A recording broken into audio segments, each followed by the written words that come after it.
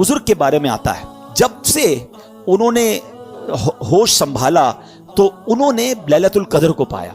उन्होंने अपनी जिंदगी का एक तजर्बा बयान किया है। इट्स नॉट कंपलसरी, मगर ये भी एक्सपीरियंस हमारे सामने आ जाए कि वो फरमाते हैं, हजरत शेख अबुल हसन शाज़ली रहमतुल्लाहि तआला अलैह, वो क्या फरमाते हैं कि जब कभी इतवार या बुध को पहला रोजा हुआ तो 29वीं शब, अगर पीर को पहला रोजा हुआ तो 21वीं शब, अगर पहला रोजा मंगल या जुमे को हुआ तो 27वीं शब, और अगर पहला रोजा जुमेरात को हुआ तो 25वीं शब, और अगर पहला रोजा हफ्ते को हुआ तो मैंने 23वीं शब को शबे कदर पाया।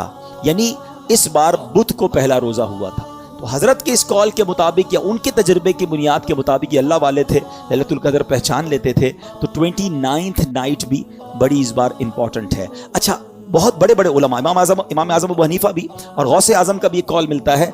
बड़े बड़े उलमा का मानना यह है कि 27वीं शब शबे कदर है। उसमें एक बड़ा स्ट्रॉन्ग इशारा है। ये लैलतुल कदर सूरत में ही लैलतुल कदर आया 3 बार, ठीक है। इन्ना अंज़लनाहु फी लैलतिल कद्र वमा अदराका मा लैलतुल कद्र खैरुम मिन अल्फि शहर। कितनी बार आया?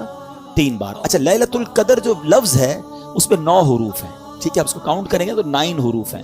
9 मल्टीप्लाई बाय 3 27। तो कुछ उलमा कहते हैं ये इशारा है कि 27वीं रात जो है वो शबे कदर है। बहरहाल ये सारी बातें करने का मकसद ये है कि इस रात को समझिए और इन 5 रातों में हमने इंशाअल्लाह इबादत करनी है और इस रात की कुछ अलामतें भी बयान की। देखिए नबी पाक ने कितना बड़ा एहसान किया कि बहुत सारी हमें निशानियां भी बता दी। इस रात के सिम्टम्स क्या हैं?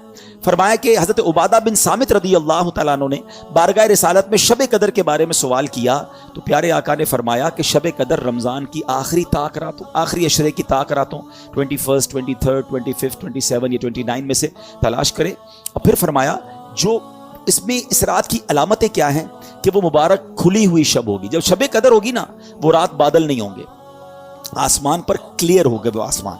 अच्छा, ना ज्यादा गर्मी होगी उस रात, ना ज्यादा सर्दी होगी, बल्कि ये रात मोतदिल यानी मॉडरेट होगी।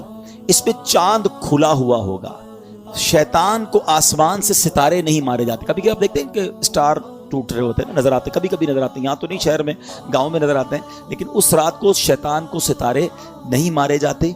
और ये भी बताया कि इस रात के बाद जो सुबह आती है, उस रात जो यानी सुबह जो सूरज निकलता है वो बगैर शुआओं के तुलू होता है। यानी सूरज ऐसे निकलता है जैसे 14वीं रात का चांद होता है। तो